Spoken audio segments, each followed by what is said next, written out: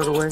Drinking with Authors may contain adult content. Listener discretion is advised. Hello, everyone, and welcome to another episode of Drinking with Authors. I am your host, the author Nick Savage. This episode, as every episode, is brought to you by Four Horsemen Publications. So give them a shout out, like, follow, share, all that jazz.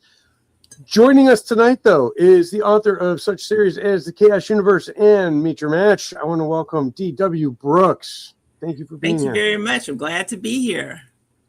So, contemporary romance and romantic suspense is your jam. Yes. Tell us about the series. Okay. The first one that I started was The Chaos Universe. It's about a young woman who was a model when she was a teenager, and she got to a lot of shenanigans when she was in New York, as models may tend to do. And she's still trying to live a lot of that down. Even after all that, she did go to medical school and became a doctor, but still has issues with her family. So that's kind of the background of the series. Each book is kind of a step in her romantic life. The second one, Homecoming Chaos, has a murder mystery in it, and she meets a detective, and the series is going to continue on from there, with each book being a different step in their romantic journey, as well as having some kind of mystery as they go forward. And the Meet Your Match is just a straightforward contemporary romance series about 40-somethings looking for their happily ever afters. See, you do happily ever afters, which is a very nice sentiment. I think especially in the mid-40s for people still looking, it's a little hard for those that I know still, looking. So it's nice. I understand, but if it's romance, you kind of have to have the happily ever after. And it's kind of fun to write, to know that that's going to be the end point, no matter what kind of drama you put them through as you write the story. At the end, they're going to find their ways back to each other. So that's kind of standard. And like I said, it's fun to write as you know what your end point is. No, I definitely, to me, knowing the end isn't necessarily ruining the book or anything like that, because it's about the journey, not the destination. Right. Yeah, so that's where we are. No, definitely. Like, I love rom-coms and stuff, so they're going to end happily, but it's still about the journey getting there. So definitely, yeah. Nice. And that's actually, when I read in general, that's kind of what I like to see, how you get there, because I read a lot of mysteries as a kid. I liked watching them figure it out, and try to figure out if I could figure it out. When I was a kid, I generally couldn't, but it was fun watching them figure it out. And even in the books that let you know who the criminal is, and you're kind of following both tracks, because that's kind of how I did Homecoming Chaos. You know who did it, but you are trying to figure out how they're going to figure it out, because they don't know. And watching them pick up the clues that you kind of already know, to me, is always kind of fun. So, outside of enjoying the mysteries and whatnot as a kid, what made you want to get into writing? Oh yeah, my cousins and I decided when we were 8 and 9, it was like 3 of us, that we wanted to write stories. This was well before the internet, anything like that. So there weren't a whole lot of books that had a whole lot of kids' mystery books. There was Nancy Drew and Trixie Belden. You could read Agatha Christie and Sir Conan Doyle, but most of them didn't have people that looked like me. So, and right now you can go to the internet and kind of search for anything, and there are a lot more books out there, and they're a lot more accessible, but then it wasn't available. So my cousins and I decided, in our brilliant 8-year-old brains, that we were going to write our own mystery series with preteens and teenagers that look like us. So we essentially created a story Bible, which we didn't know what it was. We wrote out all the characters and who liked who and where they lived and who didn't get along with who. And then we created the neighborhood, so we knew where everybody lived, so we could, write out how they got to where they were going and things like that. And I had one cousin who was an artist, so she drew pictures of everybody. So we had all the basics except plot. We had no plot. So we had a whole lot of first chapters. We write one chapter and then we had no clue as to how to get to anything else. And I don't familiar with dot matrix computer paper. Oh my God, yes. I used to have a printer. Yeah. So my parents were both computer people, so they would bring loads of that stuff home. So we would take it and staple it together because that was a book. And so we'd have all these, we'd have pictures in there and one chapter, and maybe we'd come up with an ending, but it was just bad. And finally, we kind of figured out that we didn't really know what we were doing. So I moved on, went to medical school, which is why a lot of my characters were doctors. And then when my kidneys failed the last decade, I found myself essentially bedridden. You store up your energy to get one thing done a day. The rest of the time you're trying to rest. Yeah. And I decided that I would give writing another shot. So since I was sitting in bed with a laptop anyway, I decided to give it another shot. And it's been fun since then. I think I thought I was only going to write one book, but No. I enjoyed it a lot and thought I had more stories to tell. So of all the ways you thought you'd get into writing, I'm assuming this wasn't anywhere on the... No. I had no idea. And it's odd because I knew that I had a genetic kidney issue. So it's not that I didn't know that this was possibly coming at some point, but it never really crossed my mind that I would go back into writing because I was ill. So it's cool. I mean, however I got there, it was good. You look healthy. And I'm doing pretty well. I have a transplant and it's holding its own right now. But, every time I go to the doctor, there's always this, I hope it's still holding in there. So, but it's been a number of years, if I remember reading It's been 8, almost 9. That's okay. And I don't know this, as most people don't have transplants. Like cancer, they always say it's in remission, but if you beat like a 7-year mark, you're like kind of cleared, like is there, like with the kidney transplant, is like, if you have it for 10 years, it's good to go. The first 10 years are shaky, or is it always kind of rocky? It's still, because kidneys are different. You get them from different people. Your health may be different. I know people who were trucking along at 15, 20 years, and then they got an infection, and then the kidney was done. So there's really no way to tell. If you don't get sick and you keep your follow-up appointments and you take pretty good care of yourself, and the kidney's of good stock, you have a good shot at doing well. I was scared to death during COVID because most of the stories that were coming out were people who had kidney transplants and who caught COVID. The kidneys didn't do very well. So I was locked up in my house. No, and you know what? Honestly, like my wife has health issues and they're not nearly what yours are. So, and we were careful with her. So I definitely understand. And I'm glad you are, doing well. That wasn't a fun time for anyone, I don't think. For one reason or another, I don't think anyone was like, woo, COVID. You know what I'm saying? Like, it was just not, it was not good. Yeah. No. So bringing it back to the books for a second, you said you and your cousins as kids, and forgive me if you didn't say the word cousins. They are cousins. Okay, thank you. My brain, you know what? It's the ADHD. I'm like, she said cousins, and you could have been like, no, they were. But yeah, okay.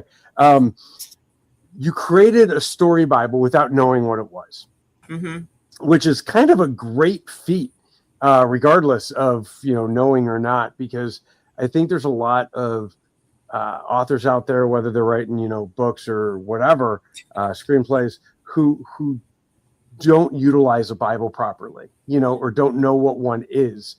Do you still find it important to at least have a Bible of some sort for your worlds?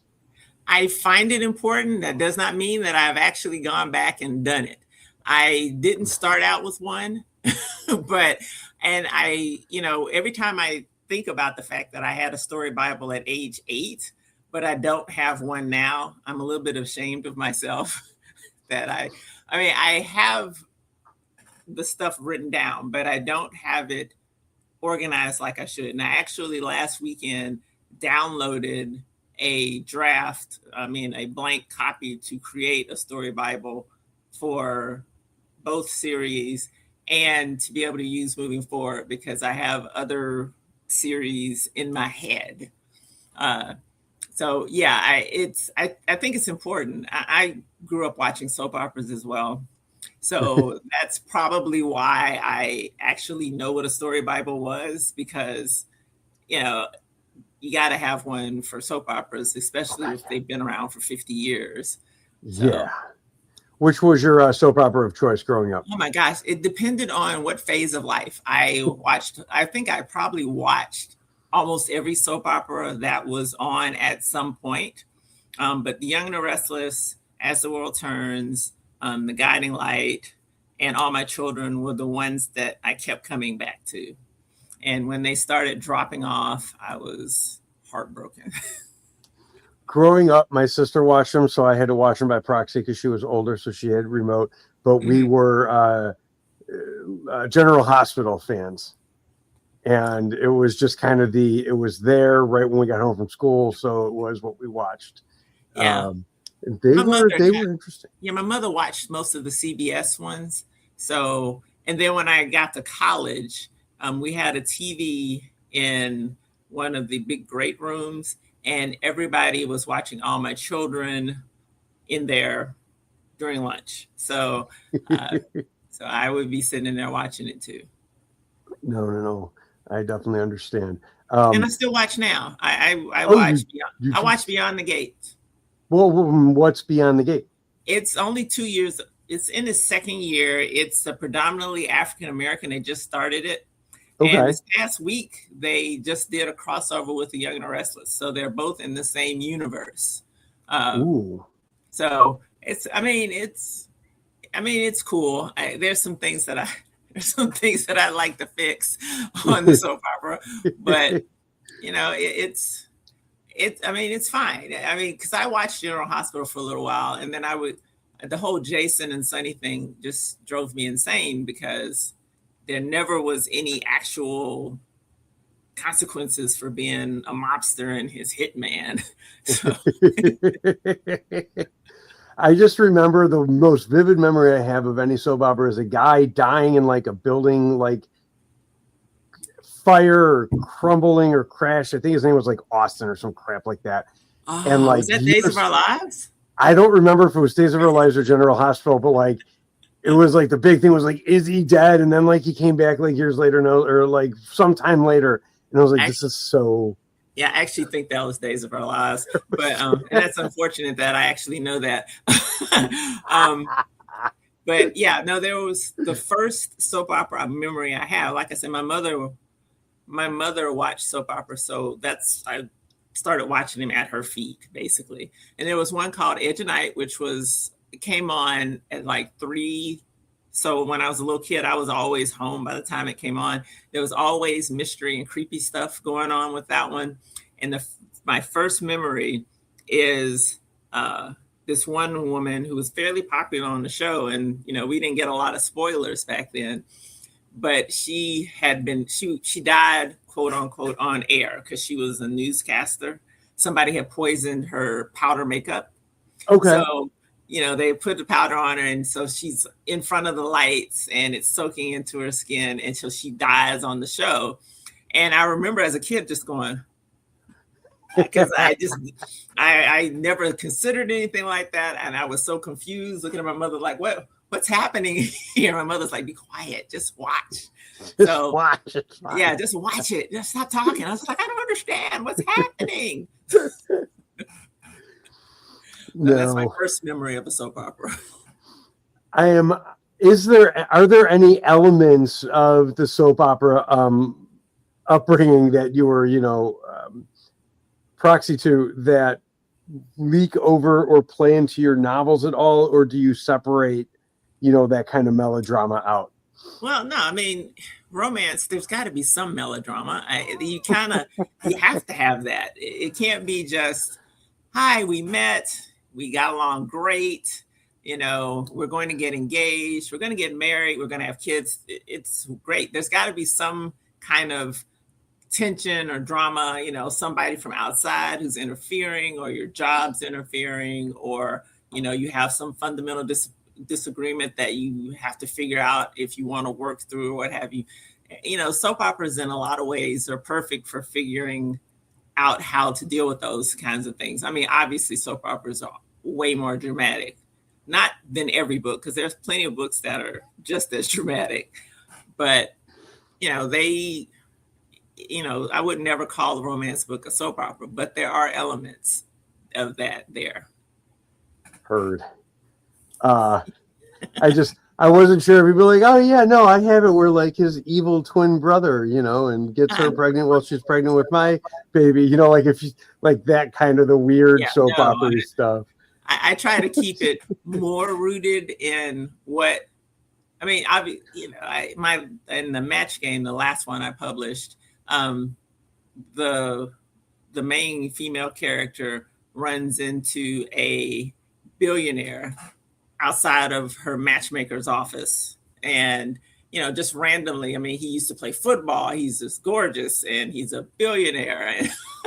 So that, I guess that could happen, but that's something that's not fantastical. But like I said, there are romance books and dark romance books that go along, that have storylines like that. So yeah, no, definitely. So something that you did was spend a lot of time overseas with your family. Yeah, last year. Last year, yeah. That a month overseas. I mean, don't get me wrong. A month to some people is not a ton of time, but to me, like a 5-day vacation is more than enough. Like I miss my home, I miss my cats after 5 days.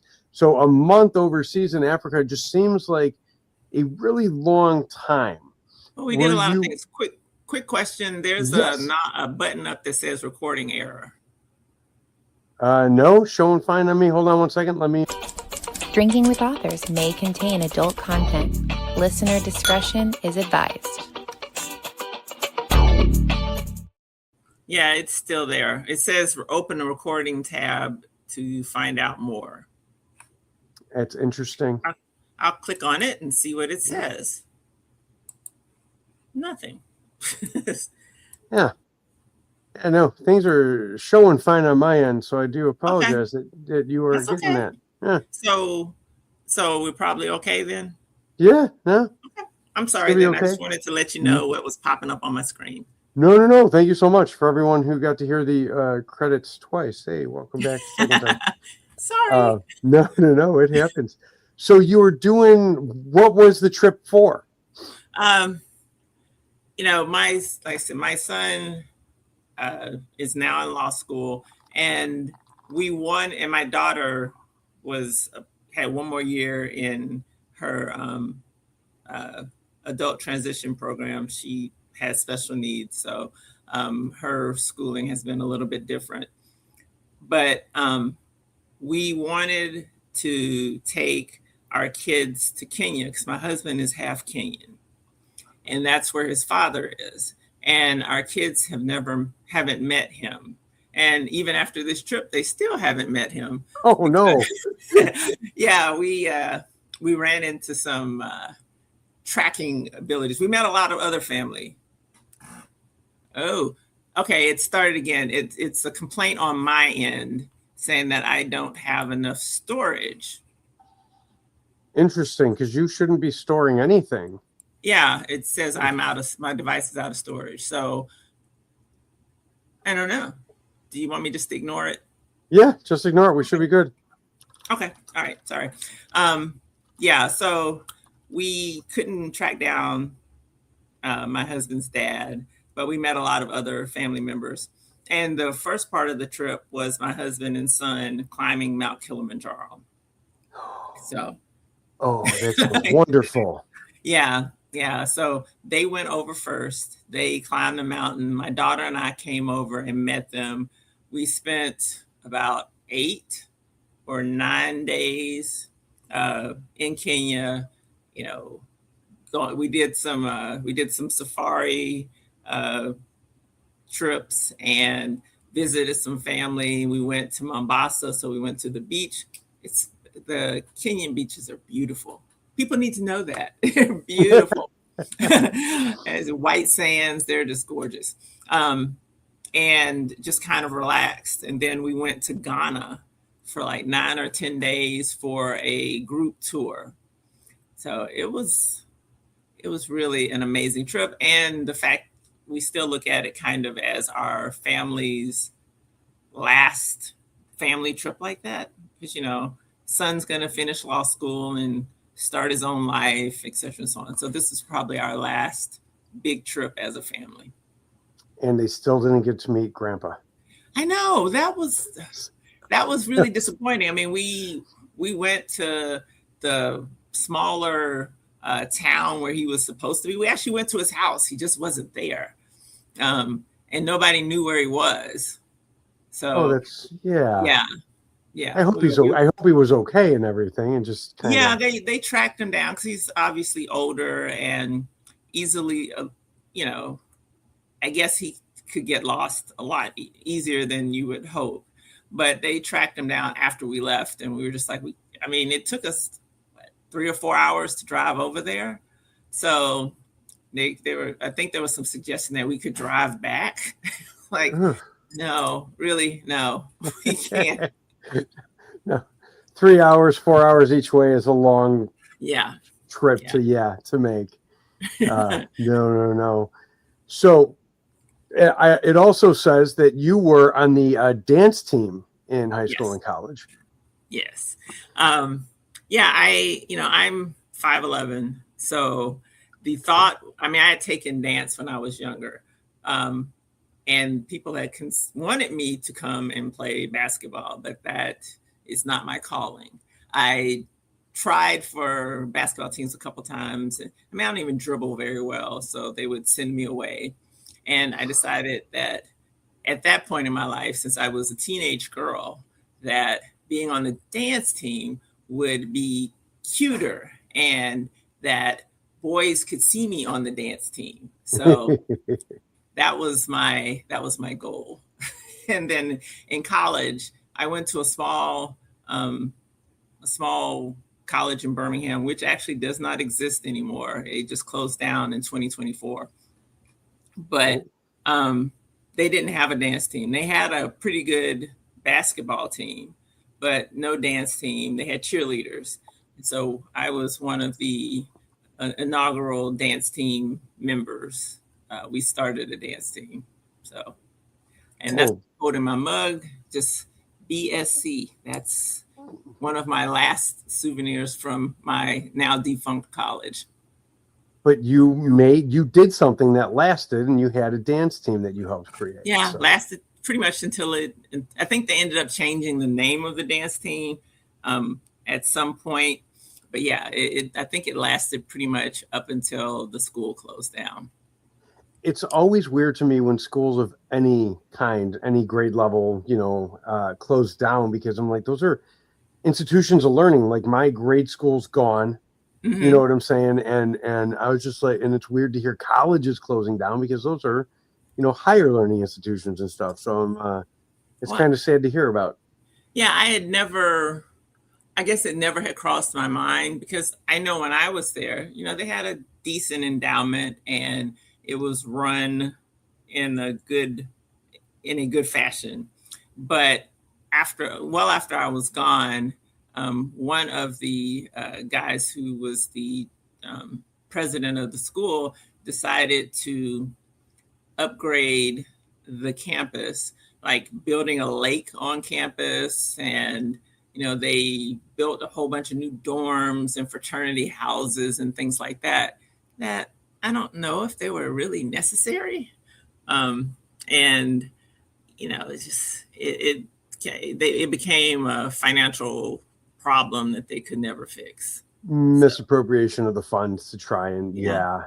Oh, that's sad. But you are originally from Alabama, though. Yes. I didn't grow up in Birmingham. Both of my parents did. I grew up in Huntsville with all the space and rocket center stuff and things like that. So I grew up on the cusp of worrying about the Cold War and watching all the rockets take off. I mean, obviously take off in Huntsville, but it was always a big deal in Huntsville because they had different people who contributed to all of that. So it was fun. I mean, my mother was a computer programmer, and back during, was it the Iraqi War? I don't remember. The first one back in the late 80s, early 90s, she actually worked on the program to deal with, I don't remember Scud, the Scud missiles. Yes, Scud missiles. Yes, yeah. She worked on the Patriot, I guess, or whatever it was, whichever one. They called it the Scud Buster. So she had a big T-shirt because she helped program those. So it was, like I said, Huntsville was kind of a fun place. You were correct. Those were the Patriot missiles that intercepted the Scuds. Yeah. Wow. And your mom had a direct hand in those. Yeah, she had a direct, she had a direct role in, she was part of the team. She had a direct role in writing the programs that helped that happen. So I don't know what happened to that Scud Buster T-shirt. She probably just threw it away. I would have appreciated still having it, but it probably seemed like junk after about 15, 20 years because she was programming stuff all the time. So it probably didn't necessarily seem that interesting to her, although it seems interesting to us. And, my dad worked on Saturn V, the rocket, because he worked for McDowell Douglas back in the day. And like I said, Huntsville was fun. But ultimately you ended up getting out of Huntsville. Yeah. Well, my parents stayed there until I moved my dad here. I went to college in Birmingham, and then I went to med school in Nashville, and then I moved to Milwaukee for 3 years, and then back to Birmingham. That you did not make a good face about having to live in Milwaukee for 3 years.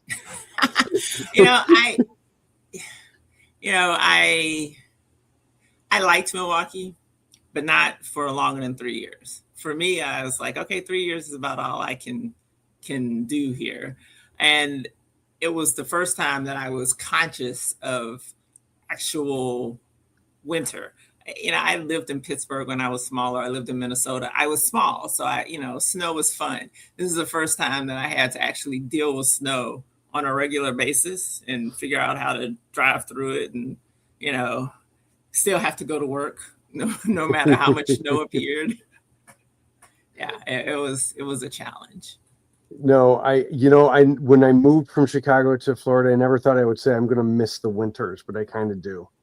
Do you miss the winters? Not necessarily the dealing with the snow and the shoveling and, hoping I don't hit patches of black ice as I'm driving and stuff like that. But the getting bundled up and sitting next to a fire, drinking hot cocoa, you know what I'm saying, type stuff. Like in Florida, the coldest it gets is maybe down to 30 degrees for like 2-3 days a year. And then other than that, the coldest it gets is like 70.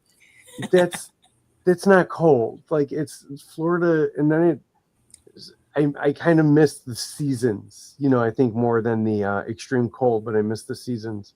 Yeah. But, you take what you get when you move. Yeah, I mean, I lived in Atlanta for a while. Atlanta still has seasons, and Alabama had seasons. Here in Texas, we have weird seasons, very strange Yeah. seasons, like the hot season that lasts forever, and then some random weird cold patches that kill people because it's so cold, and and then it gets hot again. So I don't No, know. I definitely understand it getting hot again on that. Um, you had said earlier that a lot of your characters are in medicine because you were going into medicine before everything with your health happened.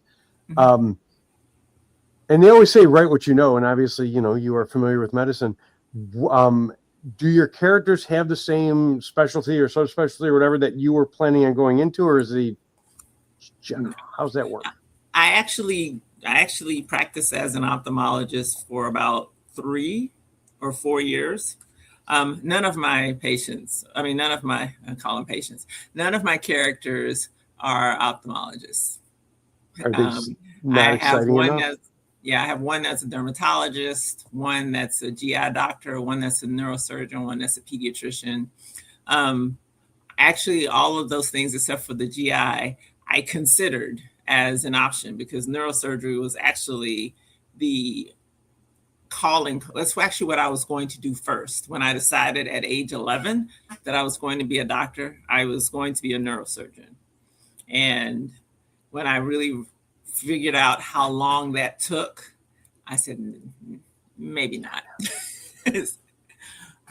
See, So, I appreciate neurosurgeons, and God forbid I ever need one. I want them to be good and dedicated, but you can't really make mistakes in neurosurgery and fix them.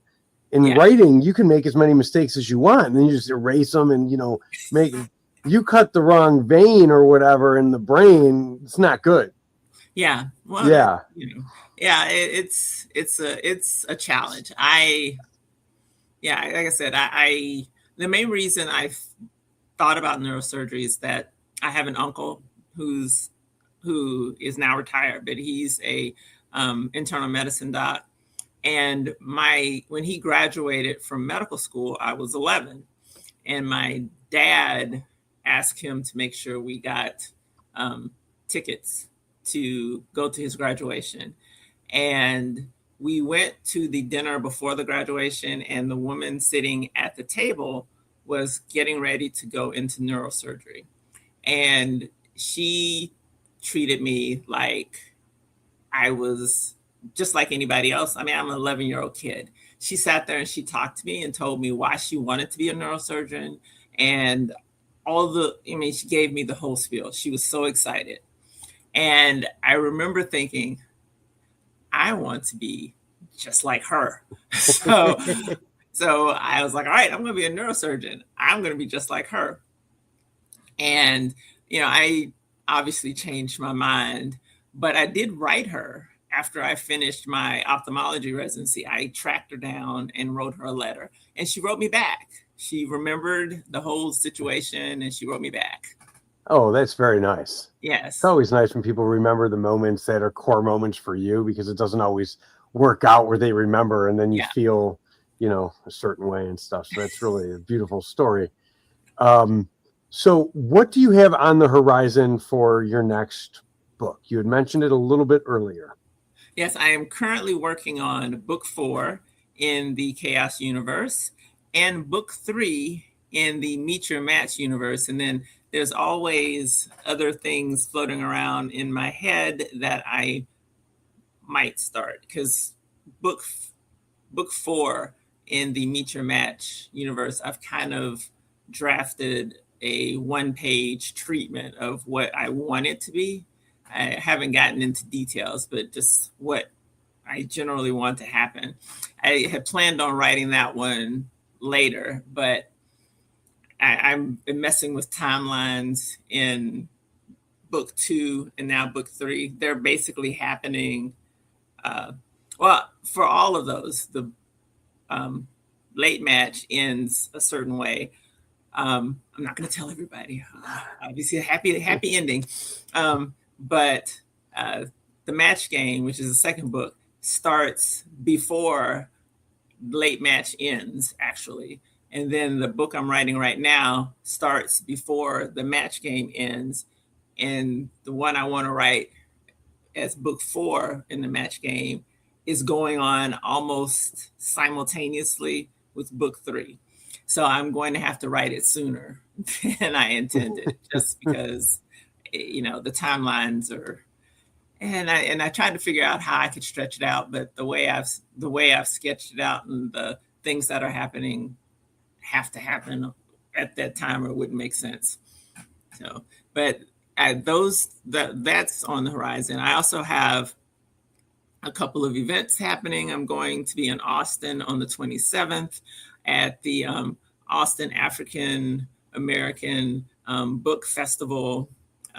This is my second time doing it. It's actually really a lot of fun. And I have some other events happening later on in the fall. I'm going to be at Book Harvest in Chicago in October, Tropicon in Katy, Texas, which is a suburb of Houston, in November. And a couple of them I can't mention yet. Sorry. No, that's okay. I've actually looked at doing Tropicon before. They have one in the Orlando area and stuff like that. So I hear they're great events. It just didn't line up with my schedule, so I wasn't able to do it. But that one and the Harvest one up in Chicago are two ones that I've looked at. So I'm kind of jealous. Yeah. I also have one in New York next month. I'm excited about doing it, but when I signed up for it, I guess I didn't really think about, how much flight. Well, at the time, I guess flights wouldn't have been as much because I signed up for it last year. Flights weren't as much as they are now. And then I also had to realize that I needed to get a hotel. It's like, oh yeah, I need to do that, don't I? But I'm excited about that. This will be the first time I've been in. Well, I'm still not going to New York without a plan. I only go to New York when other people send me to New York. I don't really get to go to New York without a pretty regimented schedule. So one day I'm going to have to go so I can just go and look at New York without having to be places. It is a beautiful, beautiful city, as you know from having been there. But I think exploring it on your own will give you a new appreciation for it that you haven't had before, which is always fun. Just make sure you take pictures so you can remember it all and everything. Yeah, no, I look forward to actually carving that time out one day. Yeah. Just extend your Tropicon or your whatever the New York one is, extend a stay up there so you can do the event. I bought the tickets and the hotel just right around that because I needed to get home to deal with some other stuff. So this wasn't the trip. Life gets in the way of life sometimes. I know. It's why does it do that? It's what is the life has a funny way of creeping up on you is I think a quote from an Alanis Morissette song, if I'm recalling properly. I'm not sure. Is it Alanis? It could be, because she was very deep about those things. Oh my God. Jagged Little Pill, I wore out. I had to buy it more than once. It's such a great album. Oh, she's such a phenomenal musician, and just overall, I think, great person. If you listen to some of her interviews and stuff, odd